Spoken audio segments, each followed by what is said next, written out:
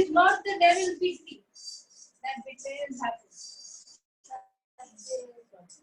Living is not betrayal, sorrow and grief.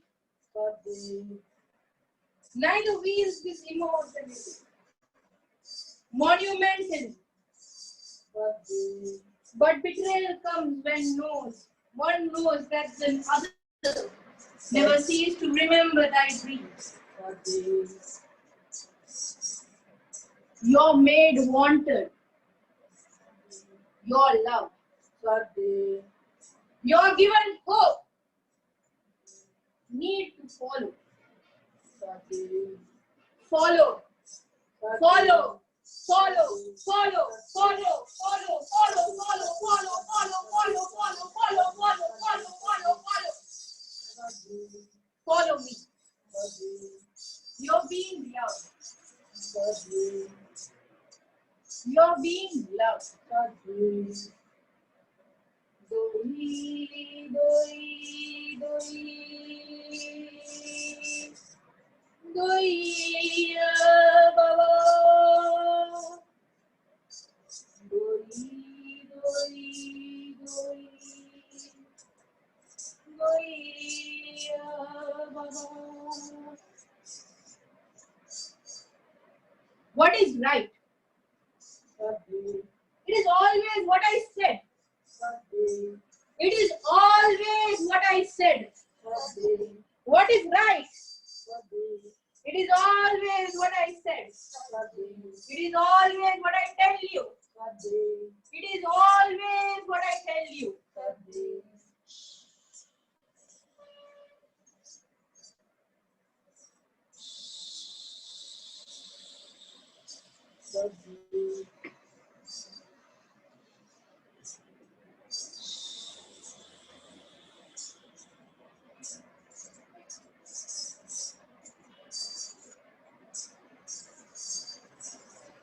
We are doing in the name of love.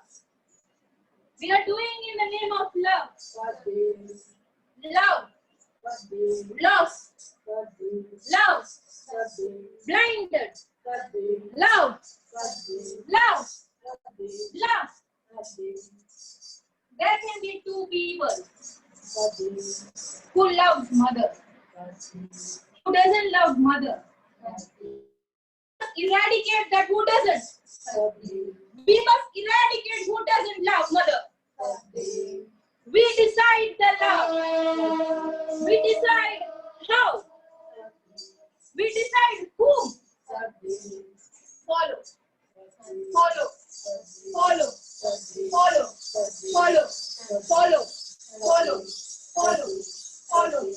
Follow. Follow. She is morally contagious. She is morally contagious. She is morally contagious. She cannot declare about her love. She cannot declare about her love. She cannot declare about her love. She mustn't. She mustn't.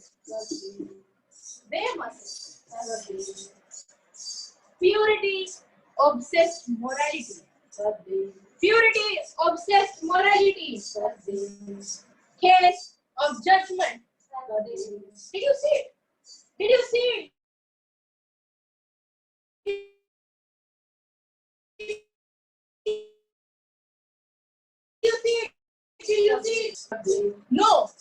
No.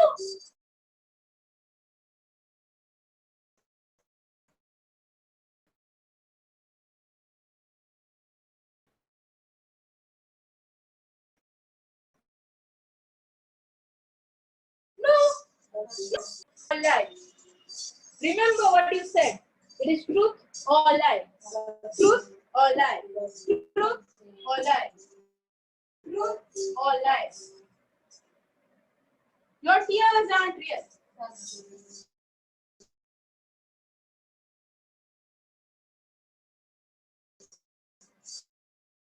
The screaming isn't real.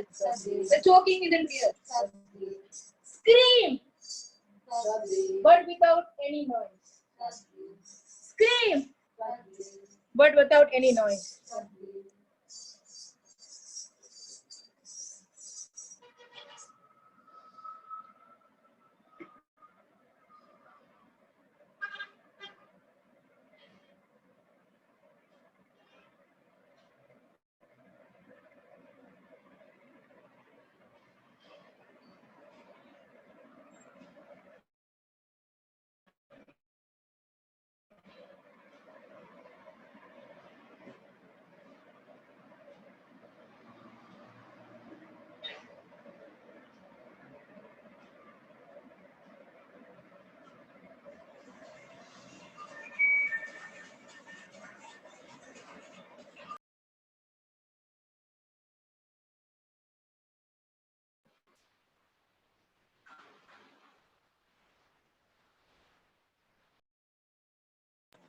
Yeah, the performance is over. Just give me 2 minutes, please.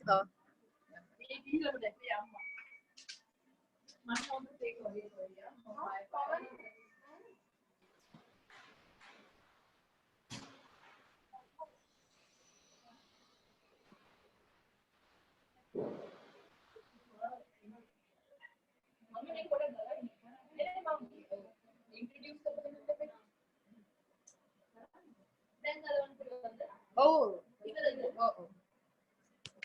Thank you. Thank you so much. Thank you, Chaturi. Thank you. Yeah.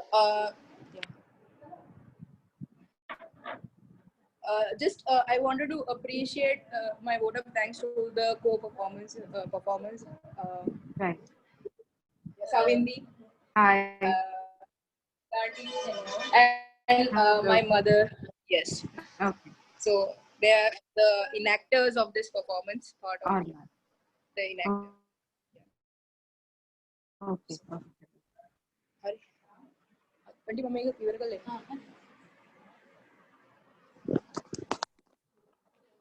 So welcome, Chaturi, and thank you everyone who have joined us today for the program.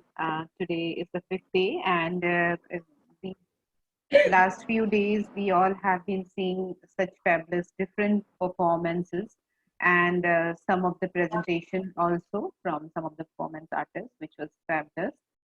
So today we had here Chaturi Nisansala. She is a multidisciplinary artist from Sri Lanka, and currently she is practicing in Colombo. She acquired her bachelor's in fine arts from Chitrakala Parishad, Bangalore in 2017 with a scholarship from Nehru Memorial, and she did her master's from MS University, Baroda. At present, she is a part of Mulegama Art Center. She is also a part of Hexidexy Box Art Collective, working on multitude of projects on performance art and performative art, a glimpse of which we have seen today. Her works were also a part of Students Binale in 2016, part of Kochi Mujiris Binale. So, and all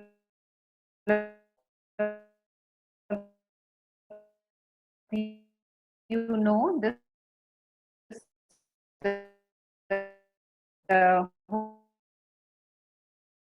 whole program which has been Sea Fox Collective. And here we are meets go out or travel, but we are connecting to each other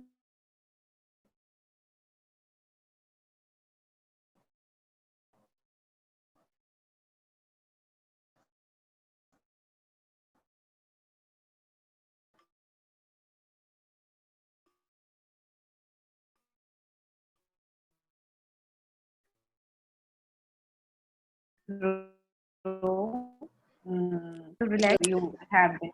So Yes. just get relax, come. You can drink your water.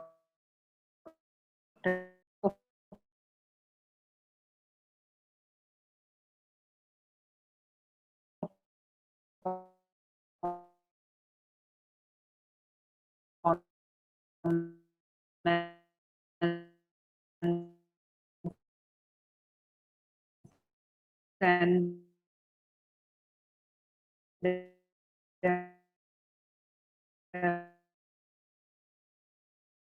uh,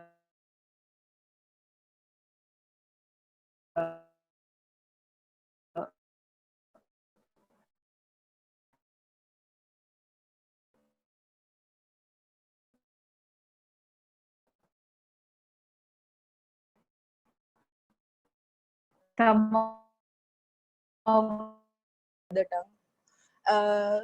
This period of time for Sri Lanka was the beginning, the early times of the civil war, which happened in 1983, like the main, what we can call the main eradication started happening that period, and then it got over in 2009 to a military invested.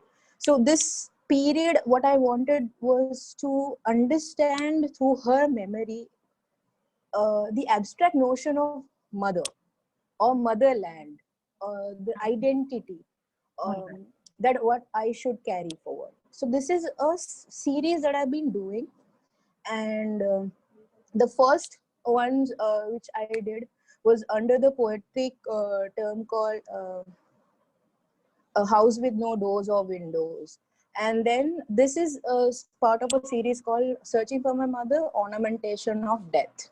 And there's a theme behind it. This is about 1989, the genocide that happened in 1989 coincided with multiple references and memory about a person who was a lover of my mother, who was brutally murdered during 1989 genocide. And this is about her memory of how she saw that person and that the atmosphere that was around in 1980. So it's like fragmentation of memory. And I'm trying to create a hybrid notion with different personas and characters about narrating a story of that period. About there's an identity in it, there is a story, there's a memory, there's archive. So they're all like different. So that is how. So Yeah. it was this ornamentation of death. This is the title of today's performance, right? Yes. Yes. Okay, okay. So, and this was a part of the program you said, Searching for My Mother, and you have been doing this for quite some time, right? So, Yes. Yeah. mostly all other programs related to this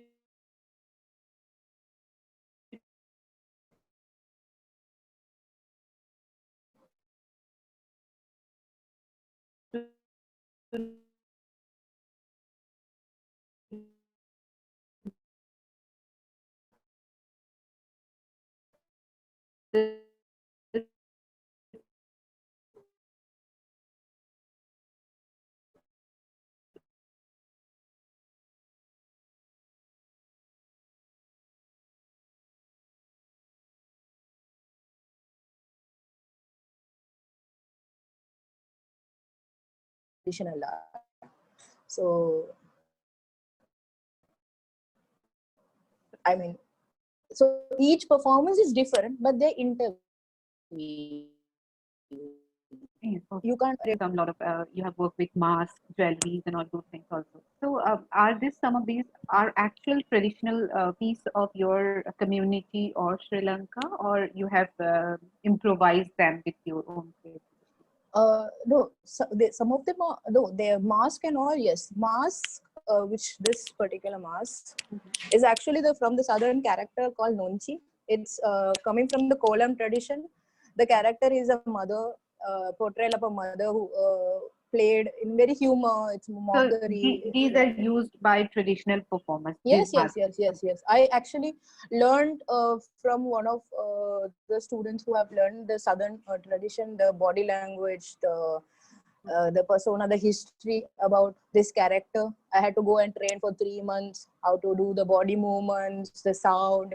The sound, there's a distinct sound for each character in Kolam tradition, which identify, even if the character is not there, the sound personifies the character.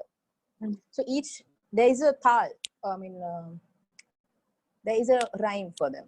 So these are original pieces, but when they attach to the new costumes, you cannot say that they are different or improvised.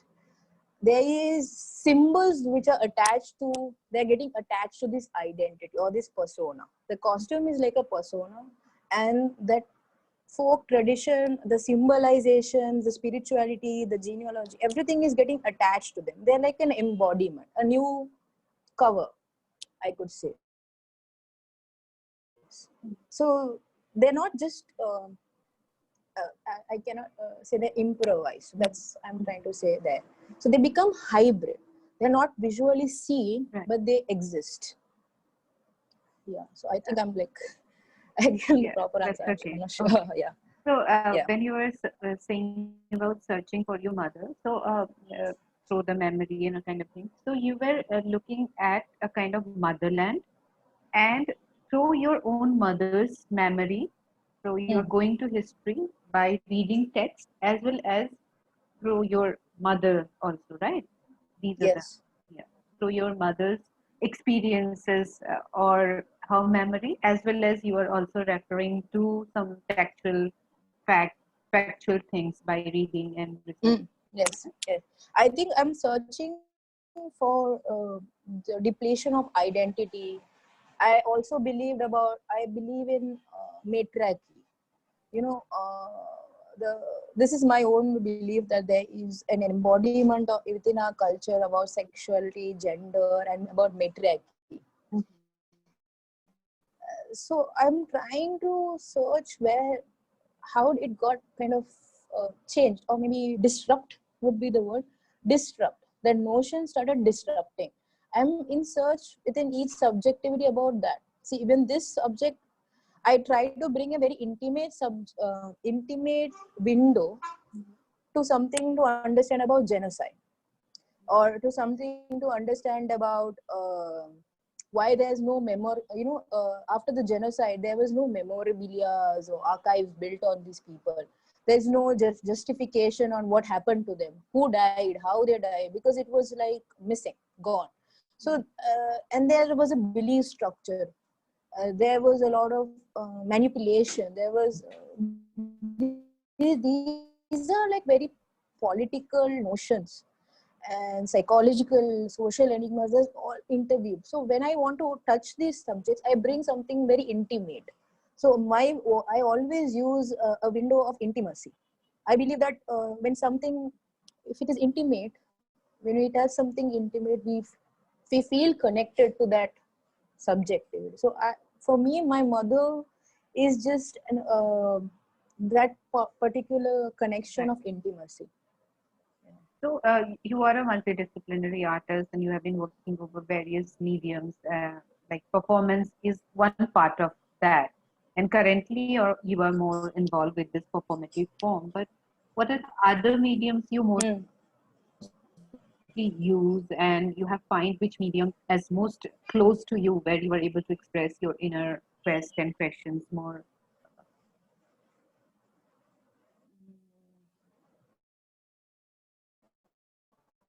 openly?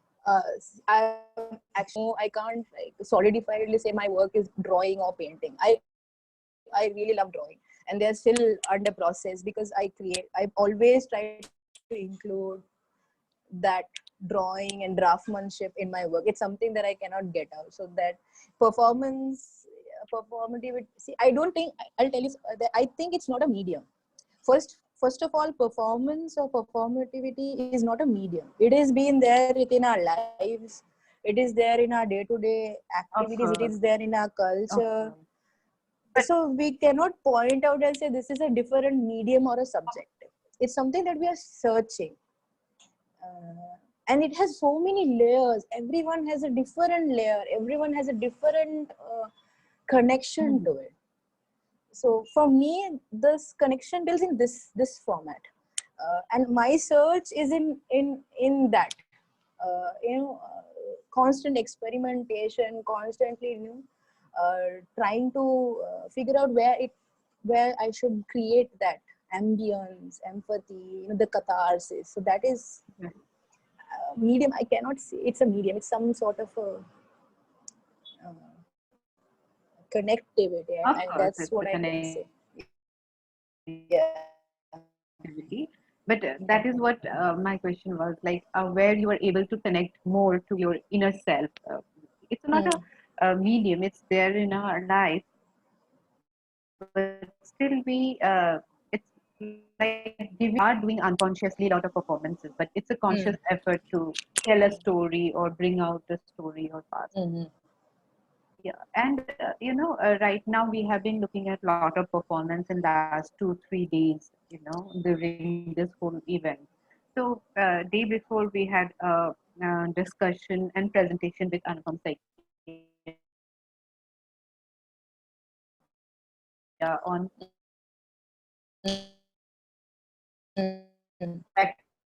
spectatorship and how what role or relevance do you think the spectators have in your as a performer? Um, I think um, the main point is the energy that connects within the time, the space, and the performers. So the audience, where do I want them to enter the work? Where do I want them to just be bystanders? Where do I want them to um, exist within that space or time? Somewhere, I with each performance, I try to subjugate into certain levels, like how where should I put that person. When I do public performance, I look into what kind of public I'm working with, where I'm working with. So I worked in India most of the time. I've not done anything in Sri Lanka. So when I work with India, like what kind of spectators I'm getting, how should I navigate it? And certain times I open up the space for them, and certain places I close the space for them. So you're not able to access every place. So there are these kind of things I do with the spectators. Sometimes the audience for me is like, it's not like it's a very they're like lab rats. And this is something I make, like it's like a humor thing. They're like lab rats, and I like playing. So I wanted to see where they will run away into. So, or what will they think about it, or what will come after that. So I am interested in these things. When I and every work for me is okay. This is a new thing that I'm going to expect. Right now, I am interested in existential theater. I'm interested in theater and method acting and about all this. So I'm researching on that. So how this will affect the audience. I'm interested. Every performance with each theme. When I take a theme, I built up the entire thing. The what kind of drawings, what kind of ambience, what kind of costume, what kind of objects, what kind of methodology will come. For my theme, I wanted to about identity, about Southern heritage. So now I'm working with a mentor for past 1 year. He's introducing me to folk art, about ritual, about and there is a different type of performance that comes. There is an energy. So he's teaching me the spiritual energy about gender identity within our culture and our tradition, which is luckily because there's Mullegam Art Center, which is working with folk and traditional art forms, and it has given me that ambience Is it and in capability to Colombo, the Mulegama Art Center? it is in a little bit outskirts of Colombo, and it has been majorly established by the artist Pala Pothupitia, who's a quite famous Sri Lankan contemporary artist. And there is a group of, it's a collective. He works with You were folk. saying Yeah, about like his father under whom you did a mentorship, right? yeah, yeah. I'm still Mappa. doing mentorship. Okay. And Yes, Palapatha, yeah, I know. I'm familiar to his work. He's a contemporary artist, yes. right? And yeah, he's also like my kind of guide.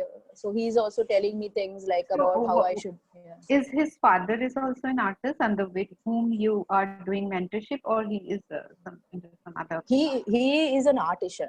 He's a art? he's an artisan. He's like one of our most His name is Somapala yeah, Pothupi. Somapalapur. Yes. All right. So he's been teaching, and I'm still the student for him, and I'm still learning things. And he's teaching so many layers of the identity, Right. our culture, our tradition, about spiritual being, about gender, about sexuality. It's So it's a relentless learning and So unlearning. he for is me. also part of the Mullegam Art Center. Yes, yes, yes, Okay. yes. He is leading the center, or Pala Potupitiya is leading the center, and there's another lot of other artists. There are artists like Priyanti Anusha, who is also a performer artist. There are other artists who are connected with folk and contemporary art. It's a kind of a place where folk and contemporary art is relentlessly into experimentation, because Pala was, this is his vision to start something like this. yeah. So I got connected in 2016 when he saw my work in Kochi, and he had introduced me, he saw this work, and like if I wanted to work further, he just gave an invitation, and I wanted to learn with his father. So that is how it started. Pala's work is also fabulous. They are like Yes, yes, miniature and folk, traditional and contemporary. yes. It's a mix of. And he has So, exhibited his works in India. Also yes. quite. So he has dealt with the same structure. He's coming from that family, but he is looking in a different persona about identity, and I am looking in a different way. Okay. Because I feel like I'm some sort of an outsider, and I'm looking at it. So it's he's guiding. He's guiding in certain perspectives. Where should it go and navigate and all that. So, and then he's allowing me to his father is allowing me how I would talk about these scripts, and he would be like, no, this is not how it should happen. This is, you should add these things. So I maybe in the beginning he didn't like any of these things, because he thought I am kind of doing half-heartedly, because this is a form or tradition which is being taught with the age of 10, and for another 20 years you have to learn. Yes. And I am like still 26 and getting into it, and I mean, I don't know. So are there really students who are just 10 years or so? I mean to say. No, this is actually a very dying ritual practice. This costumes, even now, what have been taught in universities and educational center is not this original form. There's this looking very superficially. This form or this practice is he's one of the last people. His father is one of the last people, and his son will be one of them. Okay. So people, it's almost dying tradition and just it's a dying tradition. Yeah.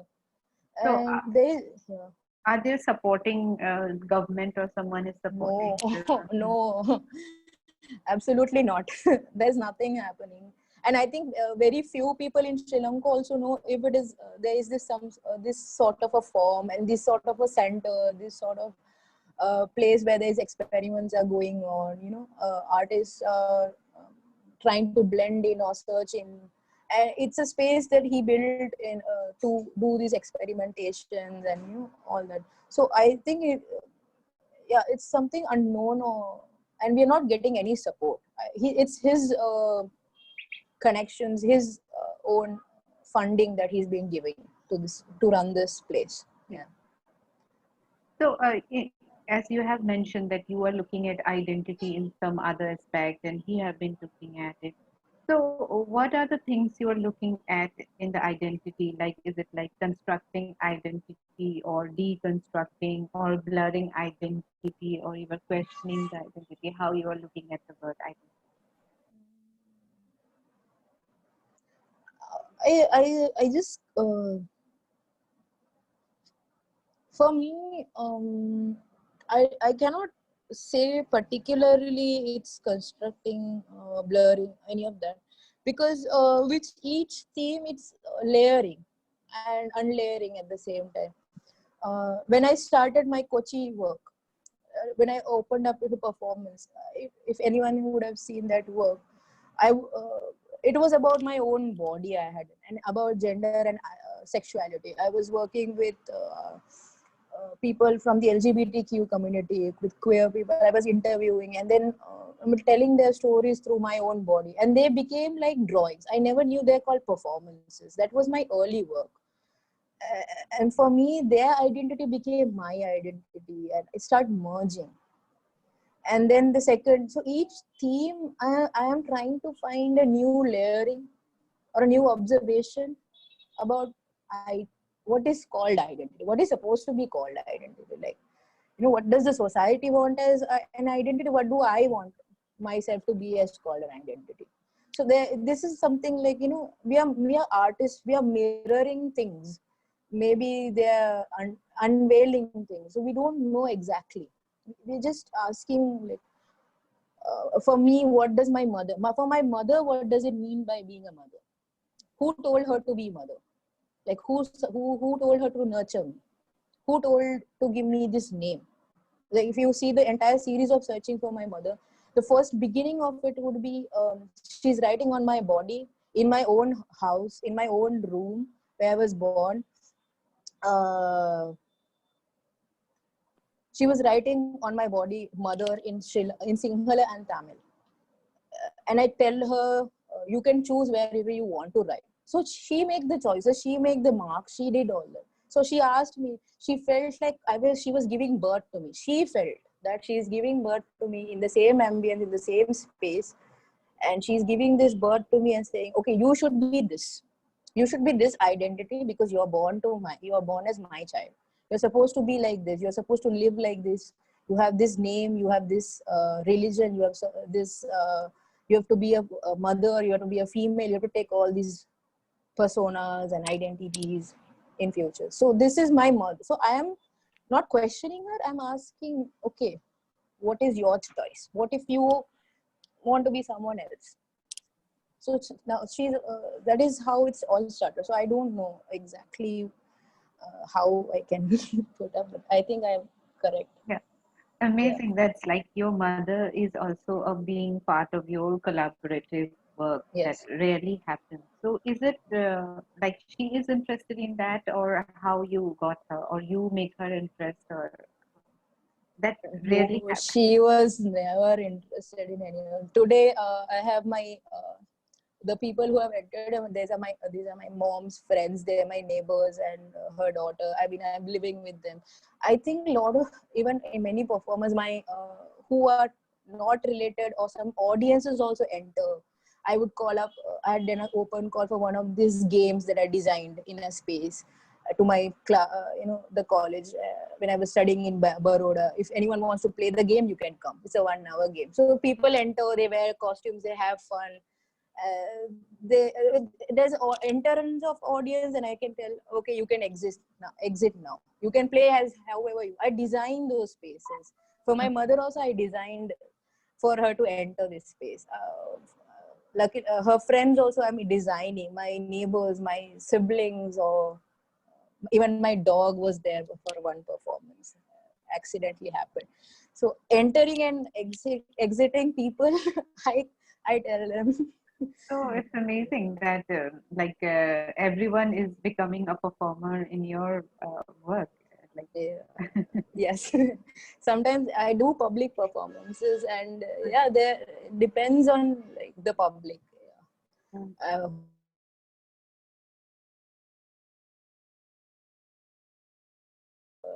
I like the idea of witty humor, Okay. See, nostalgia. Yeah. one question is just coming in my mind. Like you are working as a performing artist, you know, and you are also involved. You said like interested in theater and drama and ritualistic. So there is a very contrast problem between performance art and performing art. So how do you Mm. deal with that?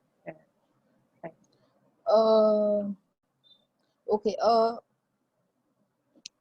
If we see in this way, um, I do not want to quote anything. yeah. Uh, Performance or performativity, in one way, it is within our lifestyle. Okay, and performance art from theater, it is actually coming from theater. Okay. There are so many plays, like it's not from a particular portion of theater, but it is actually coming from theater. It just divided itself, or I can say branched out into more. There is the Well, and branched out. Yeah. but somehow they don't want to follow the performing artists don't want to follow the thing of performance. I think, yeah, I see. I think what is happening over here is there Or is you want so to many. break Yeah, all those norms and do your I think it's always been done. Like if you take the most iconic character Marina Abramovic, she has worked in theater. She has done theater. Like she's working on it. So theater, the idea of theater, the ambience. There is a part in theater where we work with psychology. We work with reality. There is a betweenness in reality and surreal, and you know. Your psychognomy, your psychology. There's a place, there's an ambience we build in theater. What is difference is a particular part of theater makes a lot of dialogue, makes it too unrealistic. So there's a part where performance is talking about real and unreal, surreal. What so that is what we are bringing. Theater actually is a branch out of performance is actually a branch out of a form of theater, a form of theater. So I think we are just navigating back to it or back and forth of it. So a different, like Anupam Sakya, I saw the performance. So he is doing guerrilla performances, which is that is the form that is like, suddenly popping out in public. You're taking the shock therapy, you're working with a part. There are we cannot say particularly this is the name, but I'm just saying as art critics have put up, this is a form of guerrilla. There's happenings, there's so many names, but these are all branches. So we can't say that they are two different places. Performing and performance art are two. We are breaking certain restrictions of performing arts, and sometimes we are going back to the performing arts and questioning it. So they're all same pedagogies and methodologies. So thank you. I think I'm like, So, as an artist, your research base covers a wide range of spectrum from mythology to history, literature, folk tradition. What are the other aspects you look at, and can you talk about the confluence of all of these? aspects in the sense a little bit. Uh, like, what are the like you are looking at history, literature, folk art, Hmm. sociology? What are the Yeah, folk art, definitely I'm looking into southern form, which we have in Sri Lanka, in areas like Matara, Valigama, that geography, which is I'm still learning and reading, and with my mentor I'm kind of connecting with. Other than that, I'm interested in I've been very interested in existential theory of Samuel Beckett's, and how he used to develop. I've been quite interested with how they've been building up how was your theater. experience in India? Like you stayed I for mean, quite I've a long studied, time. yeah, 7 years in India. Yes, Yeah. I think So Bangalore was, yeah. while studying like art history and all, there were a lot of reference to Indian art. So was that a problem in while understanding, or you think it was almost quite close to your culture and kind of how was that? No, quite not. Actually, in Sri Lanka, we from sixth standard, we have been given will be given us little bit of a spec of art history. We have European Western art, we have Indian art, and we have Sri Lankan art until our 12th.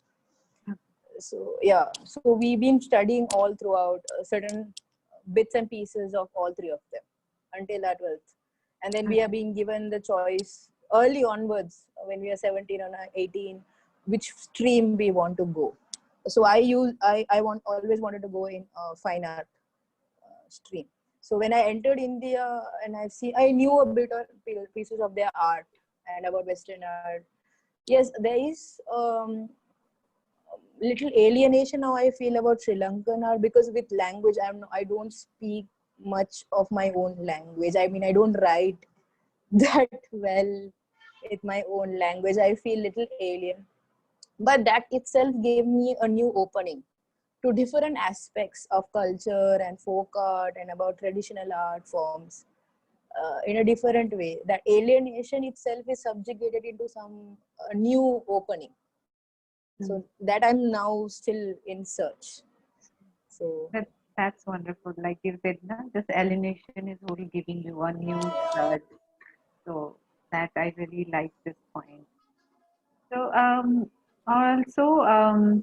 we will just come towards the end. So before ending, I'd like to know, like, do you see your role as an activist, artist, or kind of feminist, or you just would like to tell yourself as just being out of all?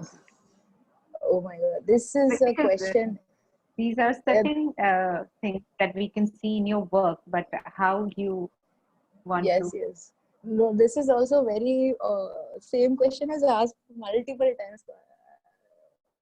I have only the same answer. Uh, I think for You are me, very young at this moment. You have not yes, long to go, but still, yes. how? Yeah, this role of artist, activist, feminist, yes. I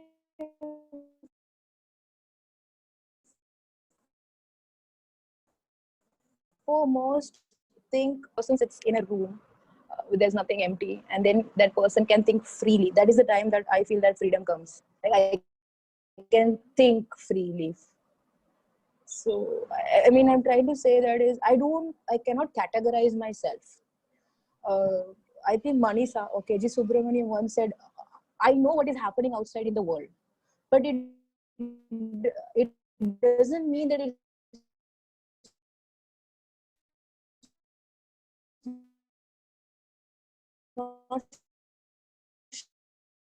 shown in my work. I'm trying to say is different. It depends on what I want as an artist. I won't suddenly go and barge and say I'm doing work to antagonize people, or there is a certain necessity. Sometimes you need to give your message throughout on the I believe it's on the face. You should do it, but sometimes I hold back myself and create many layers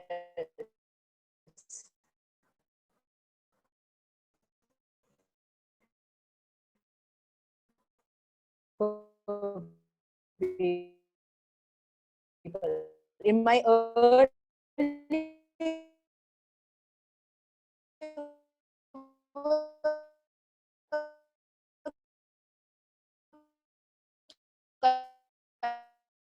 I was like on feminism, I was take it look later books. I ultimate what I'm talking. Let's speak about national. The topic of politics and nationalism. We are like, where do we fit in? Like, I like my country so much, but I'm scared to say because who am I supposed to tell? What does it mean to be nationalist? What does it mean to like something? What does it mean to be someone? If we are not, if we don't care about other people, so where does emotions, empathy, where does it? So I play with the themes. Sometimes I give it like an act, on, so there's a direct, indirect layering here. Have you also So thought about working on some shared history of India and Sri Lanka because you have been in both the countries? No, not yet. shared. I think when I was working in the early time, I worked for I think when I worked with the LGBT community in India, yeah, that time with them when I was working, I was bringing their stories, Mahabharata, their beliefs and these characters, and I was taking their interviews. So I was totally forgetting my role as a Sri Lankan. I was looking at a person who's navigating their stories. I totally forgot who I was. Then I had to go home and like search who am I? Like what should I Again, do? the question of identity. Yes. And then again that is over. I'm like, okay, now what am I supposed to be? So now I am searching like what am I supposed to be? With through with all many things. So I think it's changing every Yeah, single yes, of day. course it It's will be changing. changing. And as I Yeah. asked today, maybe in some point of time in your life, you feel to look at that also. Maybe you don't. Right. Yes. So I see there in your works there is a question of history, feminine experience, visual culture, personal and collective memory, right? So that's it, I think, and we can Thank you. open to the public if someone would like to comment or ask anything before we end up. Obviously, otherwise Siddharth will speak, but otherwise also there are so many people who are also into performance art or doing. So if they would like to ask you something, if they got a chance to see you perform. I think Pranamita already asked many questions, so I Yeah. just want to ask one more aspect because I know a very personal way. First of all, I'm thankful to host today because I know you are going through very mental trauma, some personal disaster in your life, Yeah. and you Yeah. perform today. I'm so surprised and so dignified that you are so faithful about your job. So my question is that, like, I know that your theatrical dress and the performance, ambiguous ambiguous meant to your diaspora and address. So after that, your plan is showcase as a museum piece. Could you explain, because it's a link to Umesh sir. Umesh sir also making a museum. Oh, So could you tell us the museum, your yeah. dress museum? It's not just a dress museum. I've been working. I had done my thesis and I'm doing research on archiving performance art, and how does it can be archived or not, ephemeral, because it's an ephemeral subject. It's an ephemeral medium. So I work with reminiscence and trying to build. So I believe the memory, how it's working. So there is. I'm trying to build an archive. Yeah. Even about Sri Lankan artists, because performance as a medium started unknowingly in Sri Lanka in 1994, 1992.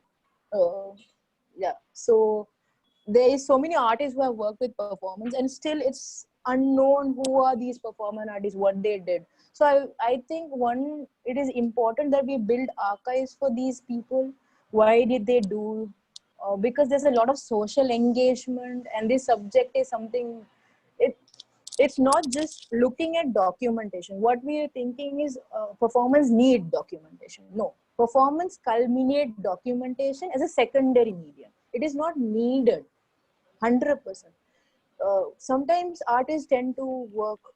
So, they don't have photo. It's not a typical. We need to make a photograph or something. The costume, our reminiscence, what we call these as repertoires. Repertoires carry these reminiscence of memory.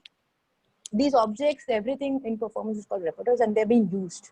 So I am looking into how these can be archived, how this can be shown, how can we build a space, how can we see the mental space of an artist. We are planning for an exhibition over here, an archive and exhibition, where we can with Hexidexy Box Collective and other Sri Lankan Mullegama artists and many other performance artists of Sri Lanka, who we are trying to build an exhibition where it's not just an exhibition, it's somewhere we are seeing an overview of the mental space of the artist throughout performances, archives, collections, all of that. So it's a very ambitious project, but I think Sakadu sir, Dinesh, Priyanti, we have this idea of building one and try to get connected, and others also who are doing this, collections, to show their collections as well here in Colombo in Sri Lanka, probably by end of this year or next year. Yeah. Because this is very new pedology in India, because Mukesh sir already discussed with me, they're going to collect that all kind of dress and all. So Yeah. I also explain you that in Mexico event and the Mongolia event, all the dress and all the object we perform, the curator was collected, and the curator going to exhibit in the New York. So our dress and our element, I was used on dagger. The dagger also collection of the curator. So Yes. it's very new things for you and the Umesh ji. So I got this connection. So I just drag these things in this box, so people Yeah. can know that how Yes. performance art not only the photograph, not a momentum, but it's another layer. The whole cosmos going to be a museum piece. So this is my point. So maybe the To put over here just one point, there are many researchers like Philip Oslander who has given suggestions of how performance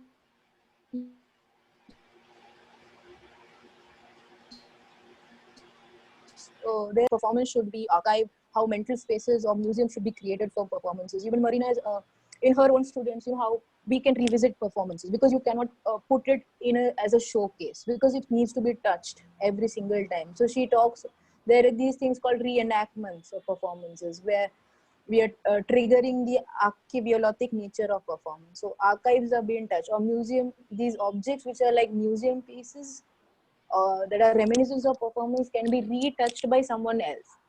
So there are these studies been doing, and I'm also been searching how these mental spaces can be put up. I've been researching also, because this is also something, a new outlook for me, how I should document, what kind of types should I work on, or about understanding other artists and their performances, their mental spaces. So I think even for like, if there are students who are interested in performance, I think they should start culminating on learning these, researchers, what is happening around the world, how they have been archived, not archived, what are types of performances, history of performance art,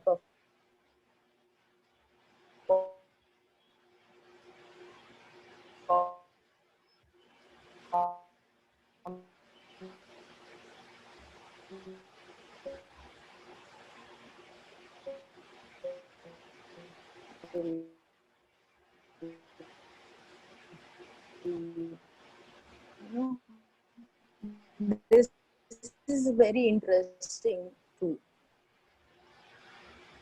doing for it, unlearn Something, and yes, maybe yes. that Dogma can say something.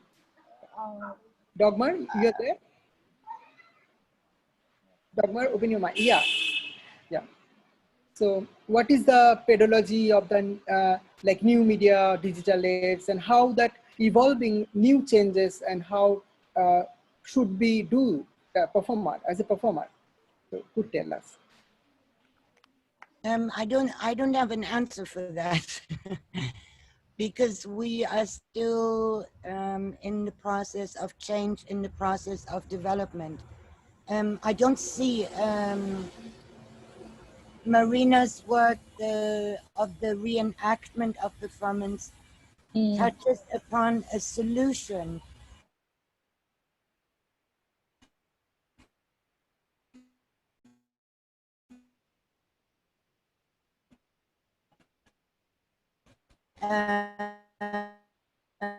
In terms of a work in its own right, it's a testing ground that I thought that she would put forward.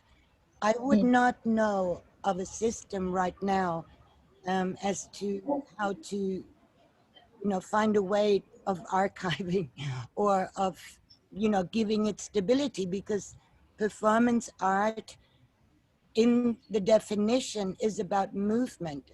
Movement is passing.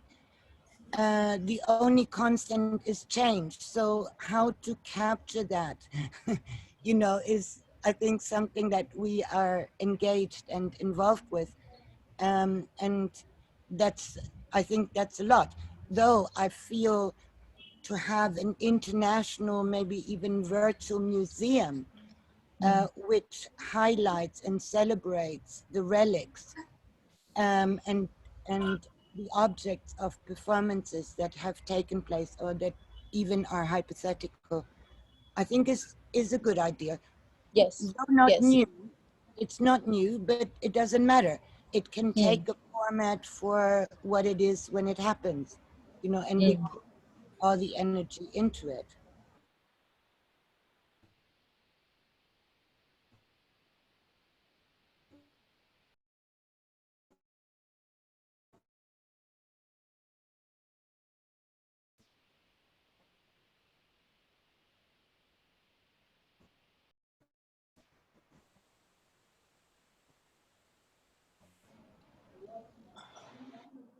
Chitri, you want to say something? I think these are thing in South Asia. There are archives that have been built on performance art or building, but I think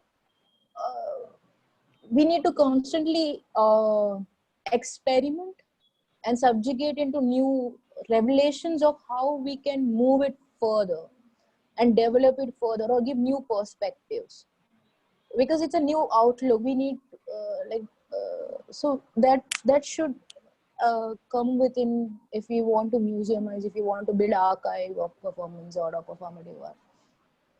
There is a proposal in Sri Lanka. We wanted to build one, still not worked out through. So hopefully it will pass away. I think that would be You're right. I mean, what we as artists maybe revolt the most for is the format. And I think in order to arrive at an archive with such an amount of people that are involved with it, the format is quite a necessity. So to create that in itself, takes a lot of innovation, I feel. yes, absolutely. I could say for my part, um, I'm not kind of so obsessed with the archive